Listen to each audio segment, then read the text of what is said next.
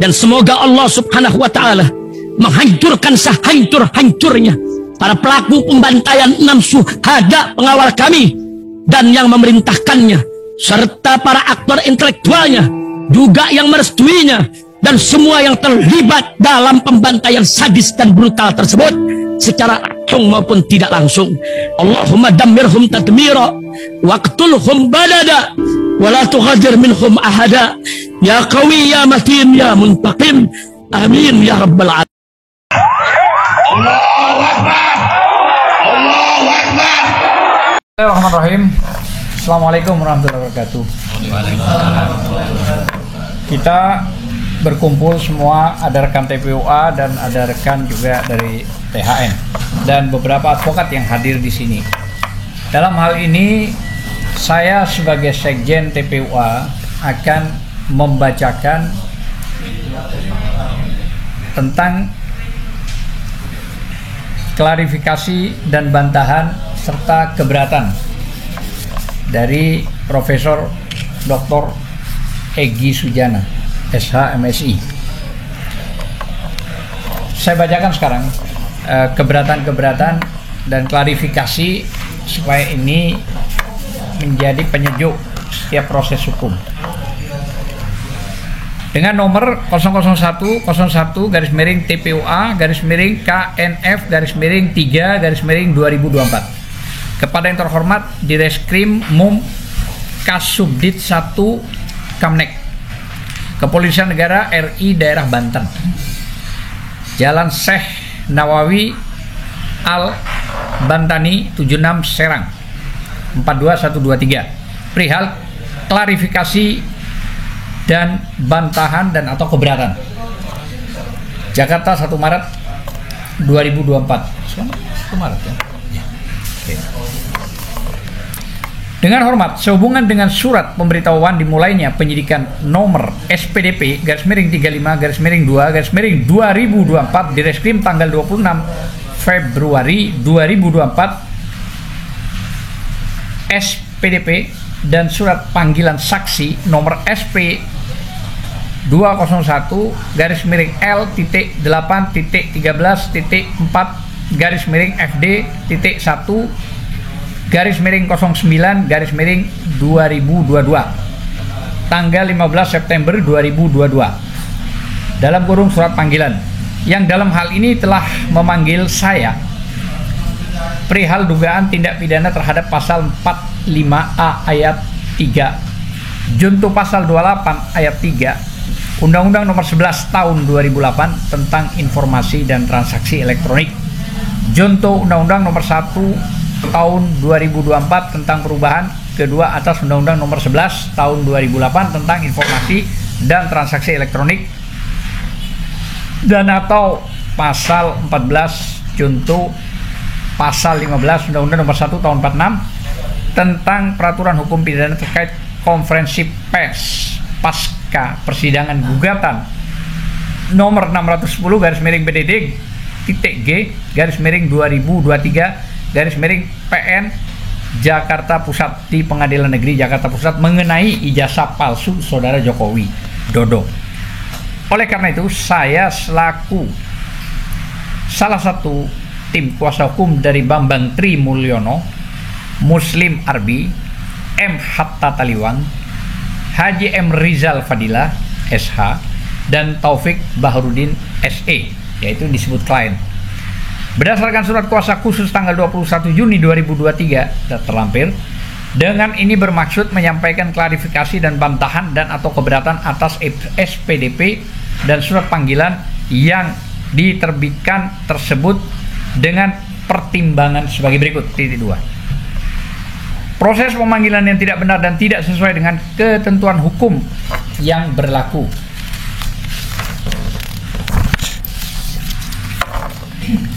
Pertama, bahwa kami dari tim pembela aktivis dan ulama TPUA dalam hal ini yang diwakili oleh Ketua Umum Profesor Dr. Haji Egy Sujana SH-MSI menerima SPDP dan surat panggilan tersebut pada hari Kamis malam tanggal 29 Februari 2024 untuk datang memenuhi panggilan sebagai saksi pada hari Jumat tanggal 1 Maret 2024. Pemanggilan tersebut menyulitkan saya selaku pihak terlapor untuk mempersiapkan jadwal.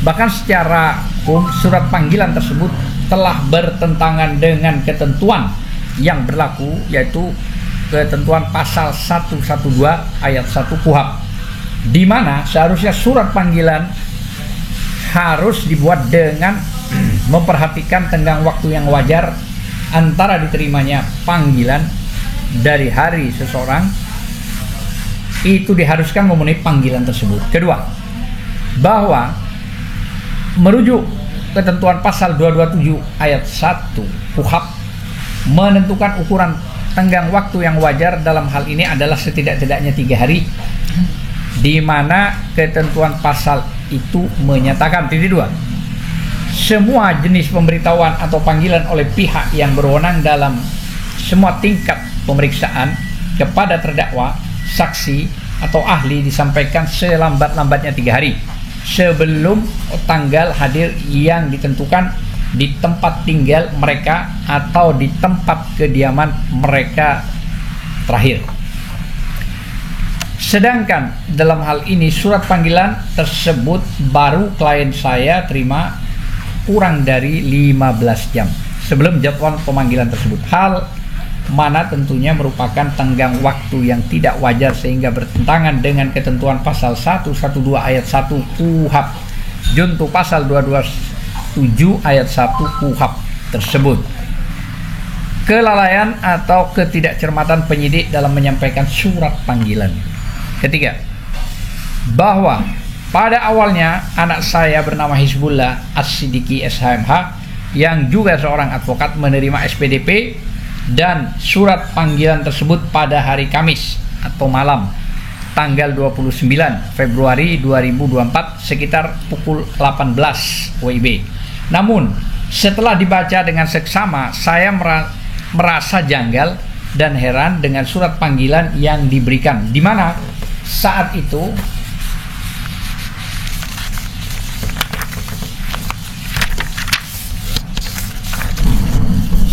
tertera bahwa saya dipanggil untuk didengar keterangannya sebagai saksi dalam perkara tindak pidana penipuan dan atau penggelapan sebagaimana dimaksud dalam pasal 378 KUHP dan pasal 372 KUHP. Hal mana sangat berbeda dengan ketentuan pasal-pasal yang disebutkan SPDP, yakni perihal dugaan tindak pidana terhadap pasal 45A ayat 3 junto pasal 28 ayat 3 Undang-Undang Nomor 11 Tahun 2008 tentang informasi dan transaksi elektronik junto Undang-Undang Nomor 1 Tahun 2024 tentang perubahan kedua atas Undang-Undang Nomor 11 Tahun 2008 tentang informasi dan transaksi elektronik dan pasal 14 junto pasal 15 Undang-Undang Nomor 1 Tahun 1946 tentang peraturan hukum pidana. Yang keempat, bahwa sekitar pukul 18.30 setelah salat maghrib, para penyidik yang menyampaikan surat tersebut kembali dengan maksud menanyakan nomor handphone penerima surat, di mana saat itu anak saya yang juga seorang advokat langsung mengkonfirmasi mengenai kejanggalan tersebut dan kemudian diakui oleh penyidik yang saat itu datang, yaitu Ibtu 1 Andrean S. STR SIK dan Brigpol Najiullah SH bahwasanya telah terjadi kesalahan format, di mana subjek yang dimaksud dalam surat panggilan tersebut seharusnya bukan diajukan kepada saya karena surat panggilan tersebut tertukar dengan perkara lain, sehingga saat ini para penyidik meminta maaf dan meminta anak saya mengembalikan surat panggilan tersebut untuk ditukar dengan surat panggilan yang menurutnya tertukar dengan perkara lain di Sawangan, Depok. Adapun setelah penjelasan tersebut sekitar pukul 19 setelah sholat Isya, para penyidik kembali datang dan kemudian menyerahkan surat panggilan yang telah disesuaikan dengan SPDP yang ada. Yang kelima, bahwa berdasarkan penjelasan maupun fakta hukum serta bukti-bukti yang ada pada saya diketahui dan terbukti bahwasannya saat ini telah terjadi kelalaian, ketidakcermatan dari para penyidik yang menurut saya sangat fatal dan substansial. Sehingga surat panggilan tertanggal 28 Februari 2024 yang saya terima melalui anak saya pada hari Kamis tanggal 29 Februari 2024 adalah tidak sah sekalipun telah diperbaiki. Dikarenakan sudah semestinya prosedur hukum mengenai surat panggilan tersebut harus memenuhi ketentuan hukum yang berlaku, baik itu mengenai tenggang waktu yang wajar maupun mengenai ketelitian, format, dan substansi surat. Oleh karena itu, mohon untuk dimaklumi, saya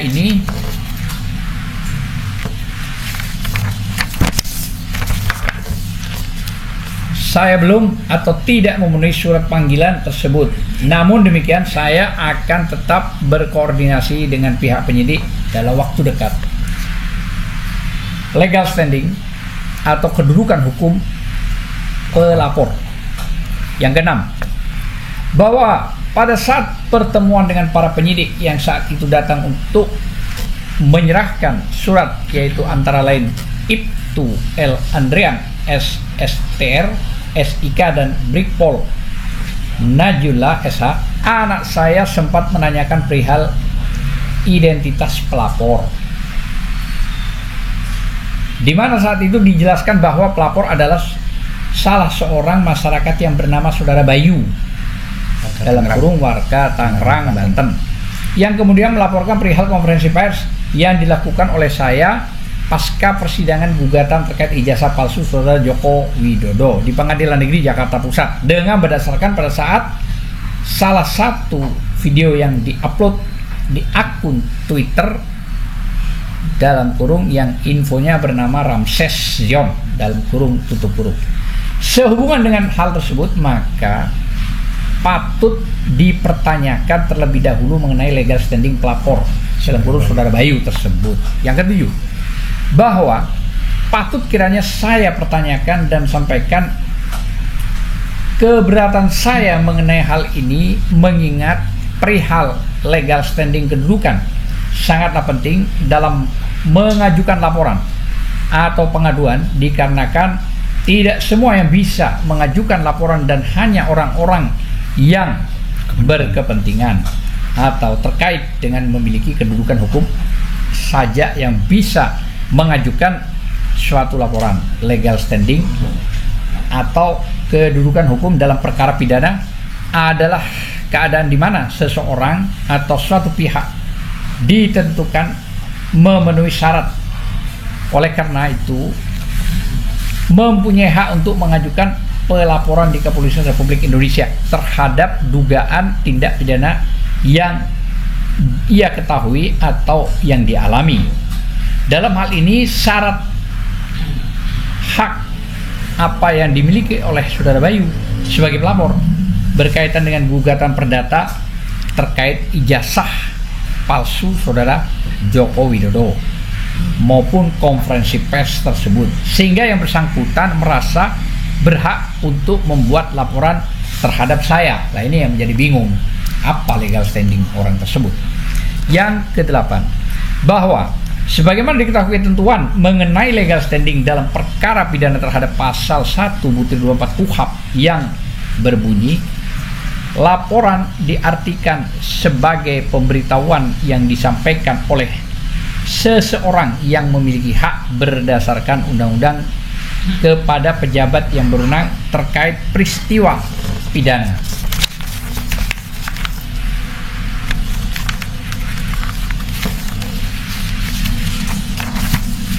Terkait peristiwa pidana yang telah berlangsung atau diduga akan terjadi.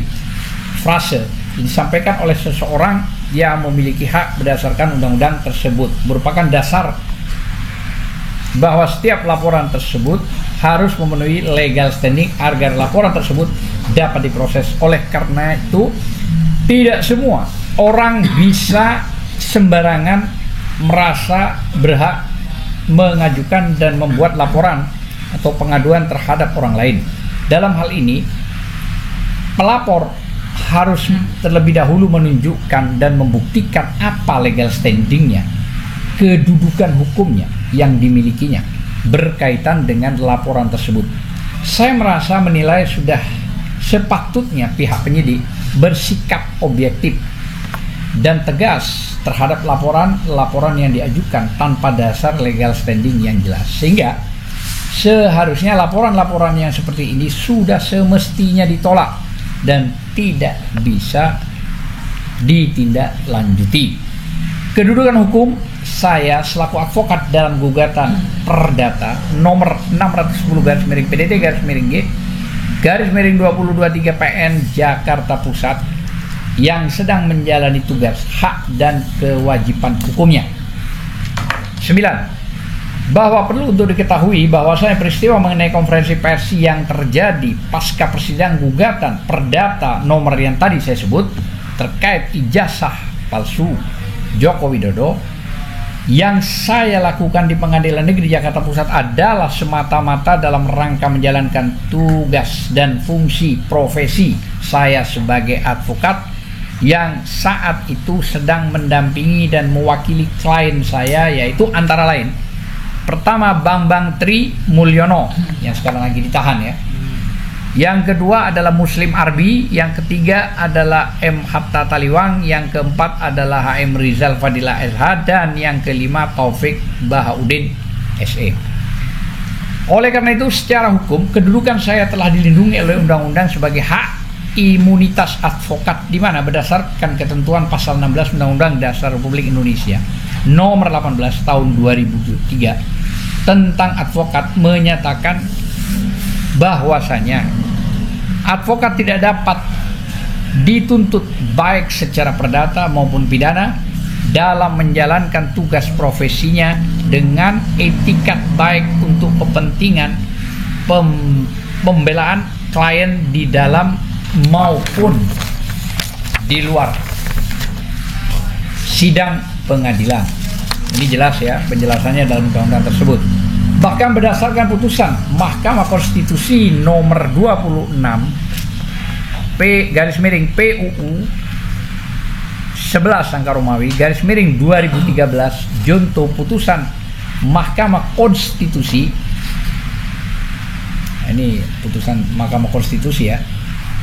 Titik 27 /PUU 16/2008 telah memperluas hak imunitas perlindungan bagi advokat ketika menjalankan tugas dan profesinya, tidak hanya di dalam persidangan tetapi juga di luar persidangan, dengan tetap mendasarkan kepada etikat baik, yaitu berpegang pada kode etik dan peraturan perundang-undangan. Saya kira ini jelas kok. Yang ke-10, bahwa sehubungan dengan hal tersebut, apabila yang dilaporkan oleh pelapor adalah saya, yang dalam hal ini merupakan advokat yang tergabung dalam TPUA, Tim Pembela Ulama dan Aktivis,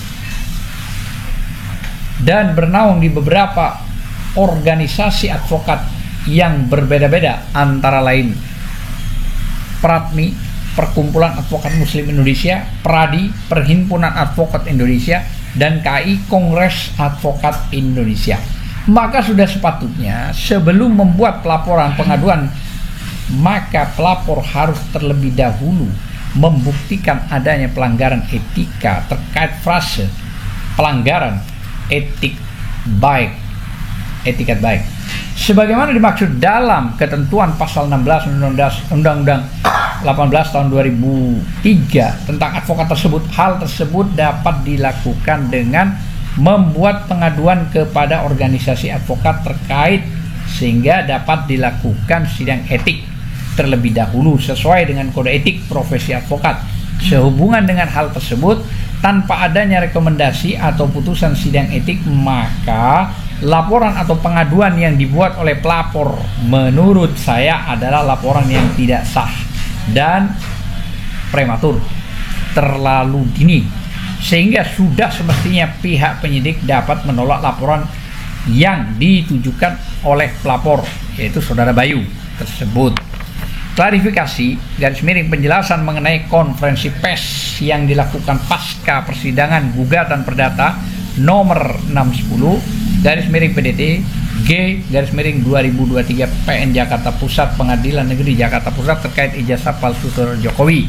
Yang ke-11, bahwa dalam putusan Pengadilan Negeri nomor 318/PID /SUS_2022 PN SKT dan nomor 319/PID /SUS_2022 PN SKT Jonto putusan Pengadilan Tinggi Semarang nomor 271/PID /SUS ya /2023 PT SMG Semarang dan nomor 278/PID /SUS_2023 PT Semarang SMG Jonto putusan kasasi Mahkamah Agung nomor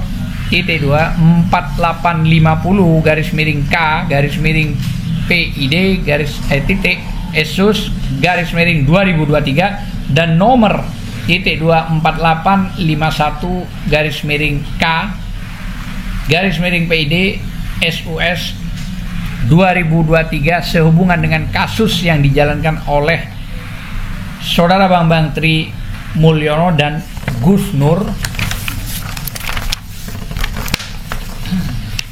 di mana pada tingkat pengadilan negeri dihukum 6 tahun penjara dari tuntutan JPU sebelumnya selama 10 tahun.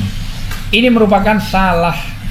merupakan suatu fakta bahwasanya tuntutan JPU tidak dipenuhi seluruhnya sebagaimana telah dijelaskan dalam hasil pertemuan dengan Dewan Perwakilan Rakyat atau DPR RI. Hasil rapat terlampir. Sedangkan di tingkat pengadilan tinggi, hukuman Saudara Bambang Tri Mulyono dan Gus Nur dikurangi lagi menjadi 4 tahun penjara dengan mengabaikan pasal 14 dan pasal 15 Undang-Undang Nomor 1 Tahun 46 tentang hoax ya. Ini sudah tidak terbukti atas putusan PT. Maknanya putusan pengadilan tinggi menegaskan tidak adanya berita bohong atau hoax yang disampaikan oleh Saudara Bambang Tri Mulyono dan Gus Nur, sehingga berlogika sebaliknya secara hukum bahwasannya berita yang disampaikan oleh Saudara Bambang Tri Mulyono dan Saudara Gus Nur adalah berita benar, bukan hoax ya, tidak palsu. Oleh karenanya berita yang menduga ijazah palsu Joko Widodo merupakan berita yang benar adanya, atau dalam hal ini terbukti Saudara Jokowi tidak memiliki ijazah asli kalau mengacu pada putusan PT ya, setelah menganulir putusan PN di Surakarta. Sebab apabila ijazah asli tersebut ada, seharusnya sudah disampaikan oleh JPU selaku pihak yang mempunyai kewajiban membuktikan keaslian ijazah Saudara Joko Widodo di Pengadilan Negeri Surakarta. Namun pada persidangan tersebut JPU hanya menunjukkan fotokopi ijazah SMA dari Saudara Joko Widodo yang dilegalisir ya, menunjukkan ijazah SMA yang dilegalisir tapi dalam konteks fotokopinya bukan. Lalu ketika saya mempertanyakan keberadaan ijazah aslinya JPU, ini yang bertanya maksudnya Profesor Egy ya, tidak dapat menjawab dan hanya mengatakan hanya itu yang kami dapat dari pihak kepolisian. Ini kata JPU, Jaksa Penuntut Umum, gitu ya. Hal ini sekali lagi merupakan logika hukum yang cerdas, sehat, dan benar, di mana telah terbukti bahwasanya Saudara Jokowi tidak memiliki ijazah asli. Kalaupun ada dipastikan palsu. Kira-kira begitulah ya.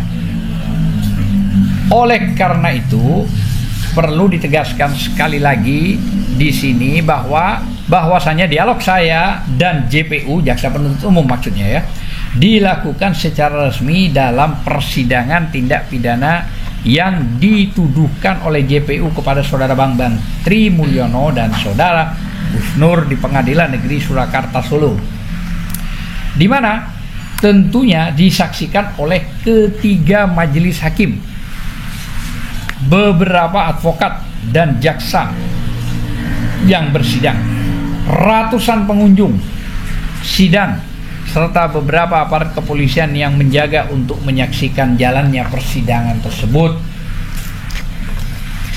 Yang ke-12, bahwa mengacu kepada informasi dari penyidik kepolisian daerah Banten yang bernama Najula SH yang disampaikan kepada anak saya di tempat kediaman saya, bahwasanya laporan kepolisian dibuat oleh saudara Bayu di kepolisian daerah Banten, yaitu dengan penuh keheranan mengenai apa yang saya sampaikan pada jumpa pers di halaman Pengadilan Negeri Jakarta Pusat setelah selesainya agenda sidang perkara, artinya masih di lingkup sidang PN Jakarta Pusat, bukan di luar gitu.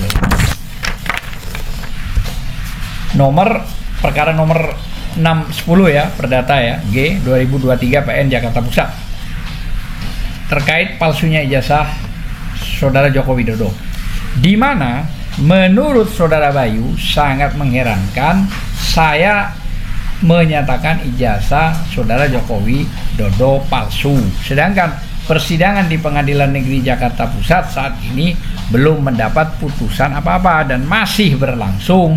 Oleh karena itu perlu saya jelaskan bahwasanya apa yang diucapkan palsu saat jumpa pers tersebut mengacu pada putusan Pengadilan Negeri nomor 311/PID /SUS 2022 PN Surakarta Solo maksudnya ya, dengan nomor 319/PID /SUS ya /2022 PN SKT Solo itu. Junto putusan Pengadilan Tinggi Jawa Tengah di Semarang nomor 271/PID SUS /2023 PT Semarang SMG ya maksudnya, dan nomor 278 PID SUS 2023 PT SMG Semarang ya maksudnya ya. Junto putusan kasasi Mahkamah Agung nomor 4850/K/PID .SUS /2023 dan nomor 24851/K/PID SUS 2023, di mana putusan tersebut telah menentukan saudara Bambang Tri Mulyono dan saudara Gus Nur tidak terbukti bersalah melanggar pasal 14 dan pasal 15 Undang-Undang nomor 1 tahun 1946, dikarenakan kedua pasal tersebut tidak dijadikan sebagai pertimbangan hukum di tingkat Pengadilan Tinggi dan di tingkat kasasi Mahkamah Agung. Artinya dua tingkat di atas PN itu sudah menyatakan firm begitu. Hal ini berkonsekuensi logis secara hukum bahwasanya saudara Bambang Tri Mulyono dan saudara Gus Nur tidak menyampaikan berita bohong atau hoax mengenai ijazah palsu saudara Joko Widodo. Maka perlu juga ditegaskan secara logika hukum bahwa saudara Joko Widodo tidak memiliki ijazah aslinya. Kalaupun ada, sebagaimana diperlihatkan oleh JPU, berupa fotokopi ijazah yang dilegalisir, apalagi tidak disampaikan juga ijazah aslinya, maksudnya disandingkan gitu ya. Kalau di depan pengadilan kan kita kalau beracara ya mesti disandingkan aslinya sama fotokopi ya yang dileges gitu loh. Sama tidak. Ijazah yang dilegalisir apabila tidak lampirkan juga ijazah aslinya, tentu dapat dipastikan kepalsuannya atau ijazah tersebut bermasalah ya. Di sisi lain, sewaktu sidang di Pengadilan Negeri Jakarta Pusat, rekan advokat saudara Otto Hasibuan SHMH, ketika saya tantang menunjukkan ijazah asli saudara Joko Widodo agar diperlihatkan di persidangan, namun rekan advokat saudara Profesor Otto Hasibuan juga tidak dapat memperlihatkannya. Terakhir, ke-13, bahwa berdasarkan uraian poin-poin nomor 1 sampai nomor 12 tersebut, maka dapat sangat diyakinkan dan dipastikan telah terjadi salah lapor, juga salah prosedur administrasi yang dilakukan oleh pihak kepolisian daerah Banten sebagaimana diterangkan pasal 112 ayat 1 KUHP junto pasal 227 ayat 1 KUHP. Oleh karena itu, bersamaan dengan ini saya melapor balik saudara Bayu yang tidak memiliki legal standing dan sesat berpikir dengan menuduh saya telah menebar berita bohong atau hoax di Pengadilan Negeri Jakarta Pusat atas dugaan pelanggaran memberikan keterangan palsu. Sedangkan kepada penyidik saya laporkan kepada Dinas Profesi dan Pengamanan atau Propam, baik di tingkat Mabes Polri maupun di tingkat kepolisian daerah. Jadi itu yang kita sampaikan. Poin-poin yang sudah kita bacakan itu sebenarnya sederhana. Artinya itu bentuk klarifikasi dan keberatan seorang Profesor Egy Sujana yang menyampaikan sesuatu itu berdasarkan hukum, berdasarkan fakta, apalagi di bawah naungan undang-undang dan KUHP, termasuk undang-undang advokat 18/2003 di pasal 16 yang diperkuat oleh putusan MK itu, bahwa seorang advokat itu dalam menjalankan profesinya tidak bisa digugat secara pidana maupun perdata, baik di dalam maupun di luar. Maka clear, harapan saya semua harus profesional, harus proporsional, tidak semata-mata karena ada sebuah titipan ya, orang mau mencari keadilan, tahu-tahu diberangus dengan cara-cara yang tidak elegan, dengan cara-cara yang menabrak semua undang-undang. Dan saya kira insya Allah dalam klarifikasi ini yang dibawakan saya sebagai sekjen dan ada beberapa rekan advokat yang hadir di sini, insya Allah semua akan menjadi baik, semua akan ada solusi yang terbaik, dan semua akan terjalani, semua ada bukti dan semua akan terbuka secara umum. Mungkin itu yang bisa saya sampaikan. Permintaan dari Profesor Egy Sujana ya, yang kebetulan pimpinan dari TPUA dan beberapa di organisasi advokat beliau tadi saya sampaikan juga, dan saya sebagai sekjen mohonkan maaf. Tentu kekurangan datang dari saya, kesempurnaan hanya milik Allah Subhanahu wa taala. Terima kasih. Wassalamualaikum warahmatullahi wabarakatuh. Waalaikumsalam.